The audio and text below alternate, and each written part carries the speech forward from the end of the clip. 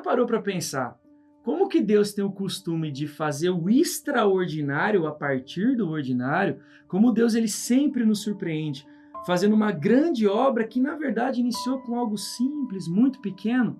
Por isso que esse módulo ele é voltado para pessoas que têm a expectativa de viver algo grande, mas sabem que Deus ele vai iniciar por coisas pequenas. O nome desse módulo é O Testemunho de Pedro e de João, e você vai ver como Deus fez coisas grandes a partir desses homens, mas teve um início muito simples, afinal, eram 2 pescadores. Então eu quero te dar as boas-vindas ao módulo Testemunho de Pedro e de João na Escola Bíblica.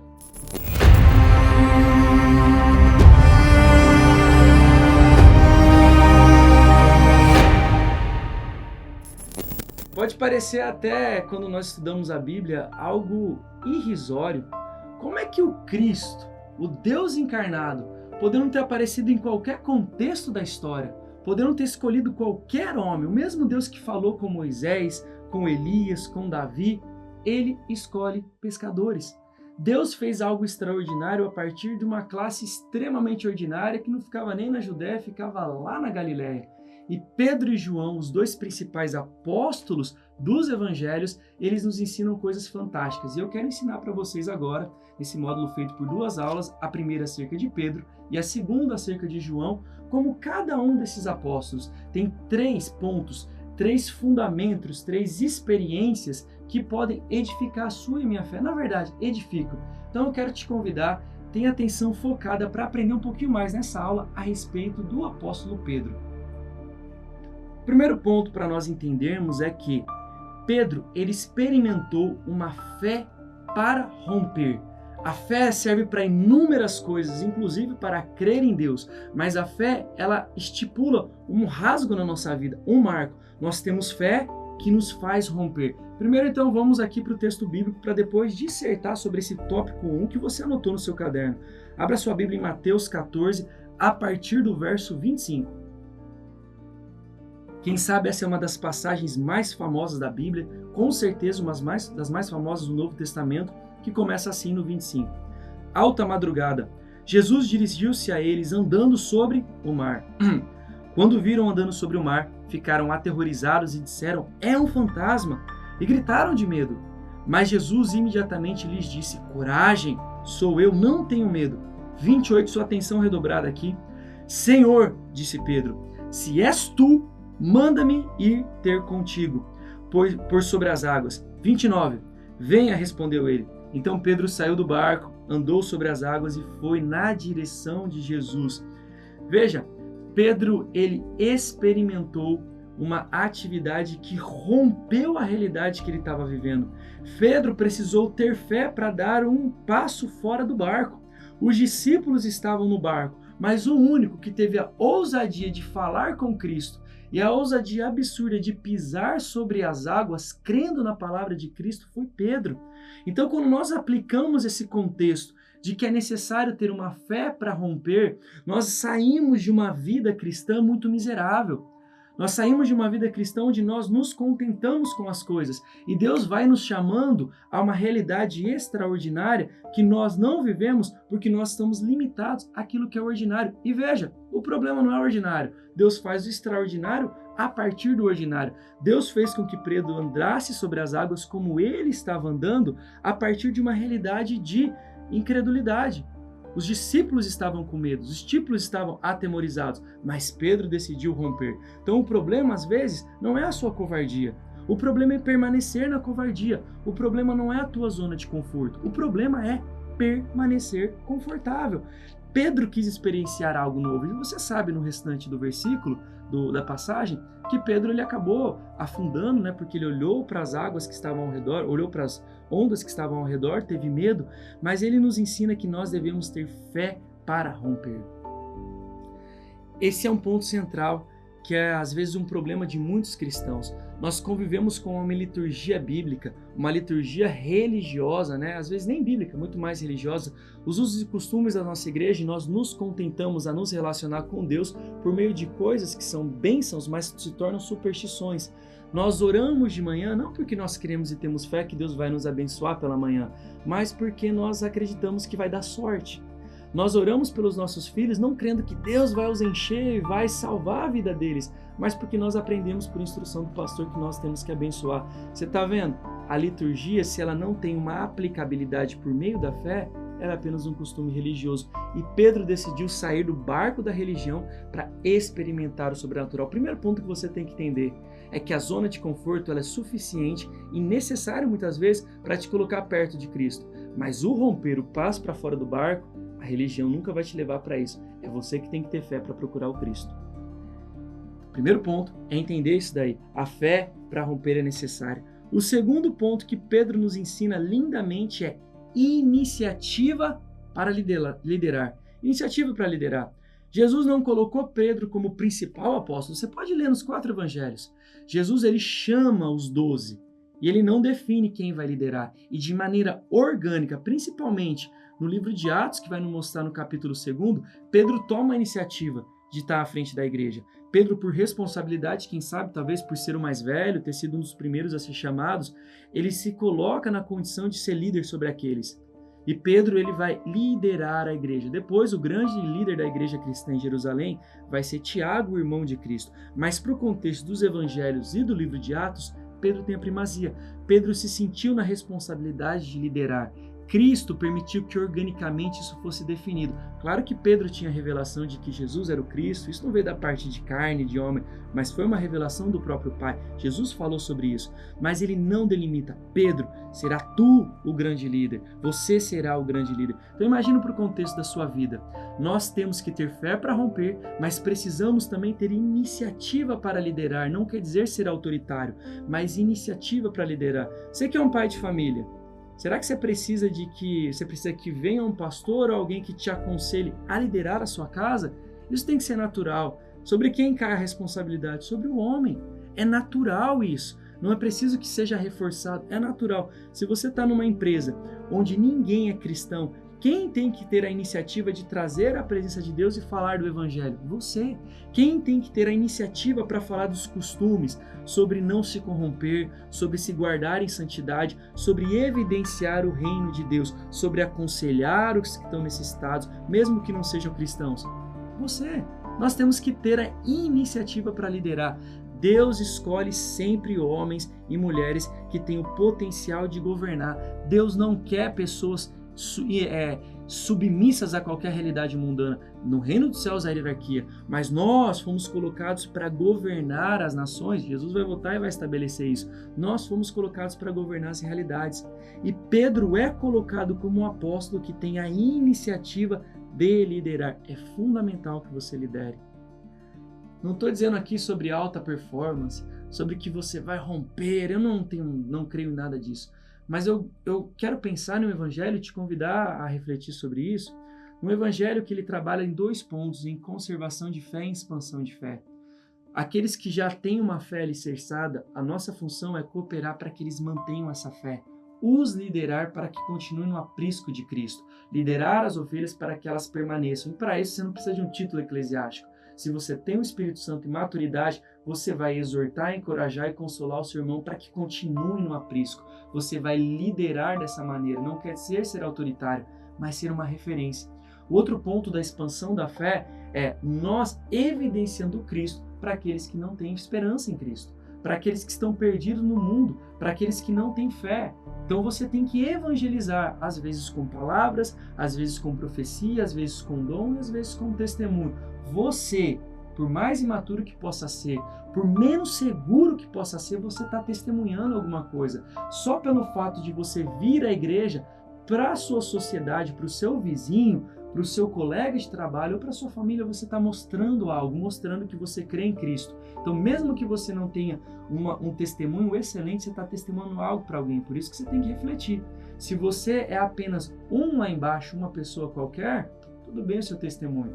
Talvez na igreja você é o crente mais imaturo no meio de 1000 pessoas.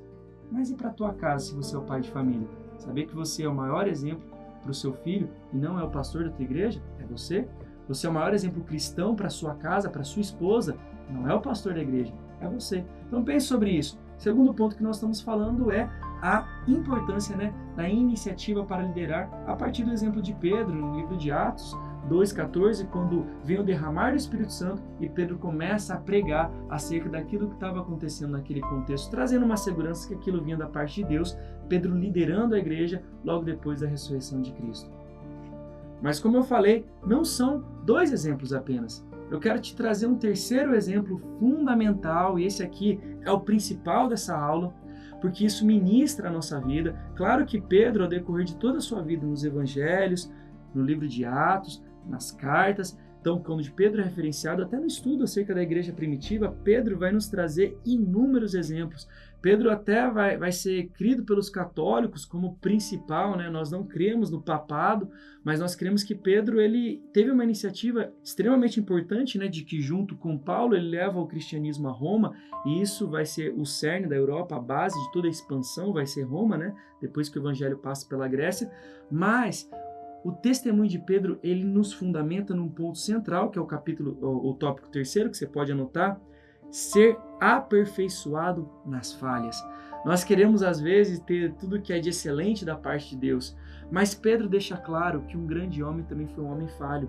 Talvez o que Pedro está fazendo no Novo Testamento é seu exemplo como Davi, um homem que pecou, que errou, mas sabia se quebrantar e permitia ser usado por Deus. Pedro é esse homem no Novo Testamento.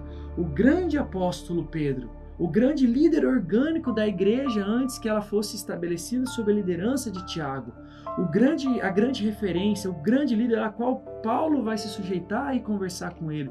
Pedro foi repreendido e Pedro, parecido com Judas, segundo uma outra perspectiva, ele traiu Cristo. Obviamente que a traição de Judas foi para a condenação e para o martírio, mas a traição de Pedro foi moral, foi por meio do abandono. Judas traiu para que Cristo fosse morto, mas Pedro traiu para que Cristo fosse abandonado. Olha que coisa difícil de entender. O grande apóstolo Pedro foi um traidor, não como Judas que foi para a morte, mas para o abandono. Pedro, que era a grande coluna, o braço direito de Cristo, tinha uma idade próxima e mais representava Cristo para os discípulos, Pedro deixou Cristo. E você vai olhar comigo essa passagem em Mateus 26, acerca do tópico 3, ser aperfeiçoado nas falhas. Mateus 26, 34, eu quero que você já deixe aberto sua Bíblia, além de Mateus 26, 34, também no Evangelho segundo João, capítulo 21. Já passo o versículo. No João 21 e Mateus 26. Vamos lá, Mateus 26, começando aqui, vai aparecer na sua tela a leitura, Mateus 26, 34, a palavra diz o seguinte: Respondeu Jesus, asseguro-lhe que ainda esta noite, antes que o galo cante, 3 vezes você me negará. Agora olha para mim. Jesus estava falando de um contexto de que ele seria perseguido, que ele seria preso. E Pedro, por uma impulsividade, eu creio, muito válida, a mesma impulsividade que faz Pedro falar esse decreto para Cristo, que jamais o abandonaria, é o que motivou, talvez ele, o que legalizou ele dar o passo para fora do barco. A questão é, nós podemos ter iniciativa, mas nós não podemos ser irresponsáveis. Pedro aqui então está sendo repreendido sobre uma impulsividade que foi válida, mas no contexto de andar sobre as águas era só iniciativa. Iniciativa, porque Cristo falou, vem até comigo, teve legalidade. Pedro aqui foi impulsivo, Jesus não pediu para ele falar nada disso. Então, iniciativa e impulsividade são diferentes. Por mais que a iniciativa, em alguns momentos, seja positiva, ela tem que ser entendida a partir da impulsividade, seja positiva, né? Ela tem que ser entendida como iniciativa para ser válida. E o que Cristo está dizendo no contexto de Mateus 26 é que ele iria morrer. E Pedro vai dizer que não deixaria Cristo. E Jesus fala para ele, Pedro, você vai me negar, Pedro. Você vai me negar 3 vezes. Você vai me negar, Pedro, como a história vai dizer, quando lhe perguntarem se você me acompanharam e eu vou estar sendo preso, vou começar a sofrer o martírio, eu vou lá para a casa do sumo sacerdote, Pedro, você vai dizer que você não me conhece. Nós caminhamos 3 anos e meio, Pedro. Você foi um dos primeiros a ser chamado e você vai dizer que não me conhece, Pedro. Judas vai me trair, mas você vai me negar e vai me colocar numa condição de morrer sozinho. Então veja o que estava acontecendo com Pedro nesse momento. A coluna de Cristo no ministério, a qual foi revelado que Jesus era o Messias, ele estava no momento que Cristo mais precisou abandonando Jesus Cristo? Essa primeira parte do terceiro tópico tem que refletir no seu coração e no meu coração. Como nós temos o costume, às vezes, de abandonar Cristo quando Ele mais precisa. Claro que Cristo não precisa de nós, eu não estou discutindo o poder de Cristo, mas às vezes quando o chamado precisa de nós, quando a tua casa precisa de nós, quando Cristo, através da vida dos seus filhos, precisa de nós, quando Cristo, através das nossas finanças, precisa de nós, quando a obra de Deus, através de Cristo, precisa de nós. Você já parou para pensar? Quando nós, às vezes, não somos traidores, mas nós somos negadores de Cristo? Talvez nós não estamos traindo os nossos pastores, nós não estamos traindo as nossas igrejas, mas nós estamos traindo Cristo porque nós não assumimos a responsabilidade de publicamente confessar que nós somos cristãos. Talvez o que nós fazemos na igreja coopera realmente para o reino de Deus aos domingos, mas será que durante a semana nós lembramos que somos discípulos? Nós assumimos para a sociedade que somos discípulos? Será que quando vem uma piadinha de mau gosto, quando vem algo na internet que chama atenção nos nossos olhos, quando vem uma impulsividade, será que nós lembramos de dizer para aquela tentação e para aquele pecado que nós somos discípulos de Cristo? Será que quando Satanás usa as artimanhas para prender o nosso coração, nós confessamos que somos discípulos de Cristo? Ou nós falamos, não, eu não conheço Ele. No domingo eu conheço, em algumas horas eu conheço, quando eu posto uma foto da Bíblia com uma leitura eu conheço, mas no restante eu não conheço Cristo, eu não sei. Será que quando nós formos confrontados, se nós somos cristãos, nós vamos assumir ou nós vamos abandonar Cristo para que Ele padeça sozinho? Eu gosto de trazer essa reflexão de que se nós fôssemos olhar os evangelhos, nós não somos aqueles que permanecem com Cristo. Muitas vezes o nosso coração nos coloca como Judas e como Pedro. Nós temos o testemunho de Pedro, mas nós somos tentados a abandonar ou atrair o Cristo. Por isso eu quero que você reflita nessas passagens, para que você seja fortalecido para ser encontrado como aqueles que acompanham Cristo, como João foi. Nós vamos ver na próxima aula. João permanece ao pé de Cristo. Pedro foi abandoná-lo. Pedro decidiu abandoná-lo. Mas veja, voltando a partir dessa reflexão para o terceiro tópico, né? Ser aperfeiçoado nas falhas. A grande obra da graça é entender que Jesus sabe das nossas falhas, mas ainda assim Ele sabe que nós podemos nos reerguer através da ação dEle. Jesus, da mesma maneira que fala para Pedro que você me negará 3 vezes antes que o galo cante, Pedro realmente vai negar Ele 3 vezes. Jesus, depois que cumpre a sua obra carnal, quando Ele ressuscita, quem Jesus vai encontrar?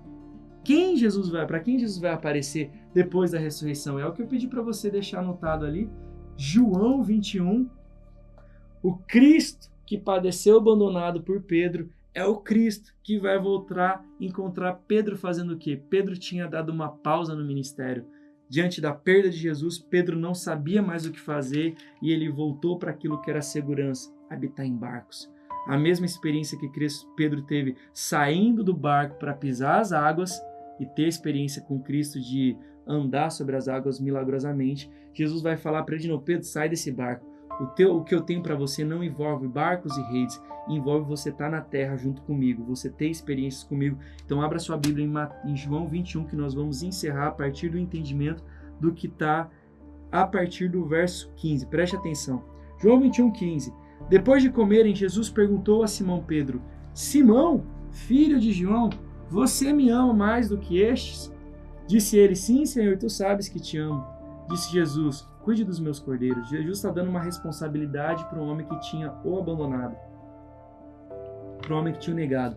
16, novamente Jesus disse, Simão, filho de João, você me ama?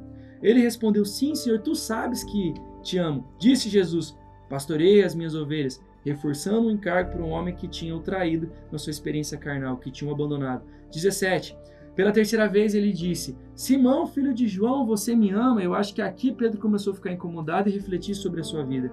Pedro ficou magoado por Jesus lhe ter perguntado pela terceira vez, você me ama? Ele disse, Senhor, tu sabes todas as coisas e sabes que eu te amo. Disse-lhe Jesus, cuida das minhas ovelhas. Digo-lhe a verdade, quando você era mais jovem, vestia-se e ia para onde queria, mas quando for velho, estenderá as mãos e outra pessoa o vestirá e o levará para onde você não deseja ir. Presta atenção aqui, para nós concluirmos o terceiro tópico e concluirmos essa aula. Pedro que negou a Cristo, que moralmente acabou o traindo, que o abandonou, Jesus vai voltar para esse mesmo homem, tirar ele do barco, encerrar o ciclo de pescarias de peixe para que ele definitivamente fosse pescador de homem. E aqui tem um encargo sendo aflorado. Pedro, que parou de pescar para seguir Jesus, voltou a pescar quando Jesus foi embora. Agora Jesus define e fala: Pedro, você não vai mais ser um pescador de homens, como eu disse quando eu te vi pela primeira vez. Você ia deixar a profissão. Agora você vai ser um pastor de ovelhas. Pescar peixe não é mais com você, Pedro. Agora você vai pastorear o meu rebanho. E Jesus está colocando para ele a responsabilidade de ser o grande referencial de pastor para todos nós. Para a igreja primitiva, para a igreja dos primeiros séculos, para a igreja institucionalizada em Roma, para a igreja que se expande na Europa, para a igreja que chega na América, que chega na Ásia, para a igreja que foi reformada, para a igreja que foi avivada, para a igreja que viu as manifestações pentecostais, para a igreja que se tornou carismática, para a igreja que aguarda uma terceira onda de um avivamento, para a igreja que aguarda o retorno de Cristo. O referencial de pastoreio é o Pedro. O homem que negou Cristo, mas recebeu um encargo. O homem que falhou, mas soube ser, qual é o terceiro tópico? Aperfeiçoado nas falhas. Pedro falhou, mas não se deteve nas falhas, e não foi por mérito dele, mas foi porque Cristo foi atrás dele, lá naquelas margens da Galileia. Cristo foi atrás de Pedro para que, Pedro, vou te reposicionar, não mais como uma palavra que define a tua identidade, mas com um encargo que vai fazer você levar a tua vida para Roma, um encargo que vai fazer você consumar a sua vida, né? Então, que ele até encerra aqui no verso 18, você vai se sujeitar àqueles que você não queria, Pedro. Você entendeu? Como é que Deus fez o extraordinário a partir de um homem cheio de falhas? Vamos recapitular quais foram os três tópicos que nós vimos? Fé para romper. Segundo, iniciativa para liderar. E terceiro, ser aperfeiçoado nas falhas. Se o problema não é a zona de conforto, é permanecer nela. O problema não é a incredulidade, é permanecer nela. O problema não são as falhas, não são os erros, as omissões, mas é permanecermos nessa condição. Eu não estou querendo ser legalista e achar que nós podemos fazer qualquer coisa que Deus vai se agradar, mas eu quero te despertar, a partir desse módulo e dessa aula, a entender que dá para mudar, dá para fazer diferente, dá para reagir. E é isso que acontece com Pedro. Você já tinha visto Pedro a partir dessa ótica? O super Pedro, o grande apóstolo Pedro, aos quais os católicos até disseram que é um santo, que separaram ele, nós não cremos nisso. Só estou passando um dado histórico e cultural. Mas o grande Pedro, ele teve um início simples, que precisou de uma fé para romper, que teve a iniciativa para liderar a Igreja de Cristo e, como consequência, Jesus o aperfeiçoou em suas falhas ao ponto de dizer: agora você é um modelo de pastor para as ovelhas e os outros vão replicar o que você tem feito. Tudo isso começou, meus irmãos, com um homem pronto a servir a Cristo e ser transformado em caminhar com Cristo, ser transformado no seu caráter, na sua moralidade e na sua impulsividade. Que em nome de Jesus você seja edificado pelo testemunho de Pedro e que você reflita não só nesses tópicos, mas tudo aquilo que a Bíblia nos mostra acerca desse homem, desse Galileu tão impulsivo, mas que teve um encargo tão lindo por ter se sujeitado a Cristo. Essa foi a primeira aula e eu quero te convidar para que em nome de Jesus você esteja conosco na próxima aula, no encerramento desse módulo a respeito de João. E quero te convidar para já agora, não deixe de curtir esse vídeo, não deixe de se inscrever, de subscrever no nosso canal e de enviar, ajudar a compartilhar essa aula com alguém que precisa aprender a como transformar a vida a partir do exemplo de Pedro, a partir daquilo que o apóstolo Pedro nos entrega. E é assim que o nosso canal cresce, e eu conto com você para essa divulgação e conto com você também em orações para que Deus nos dê a graça de compartilhar o seu bom evangelho, a sua boa palavra entre as nações. Deus abençoe.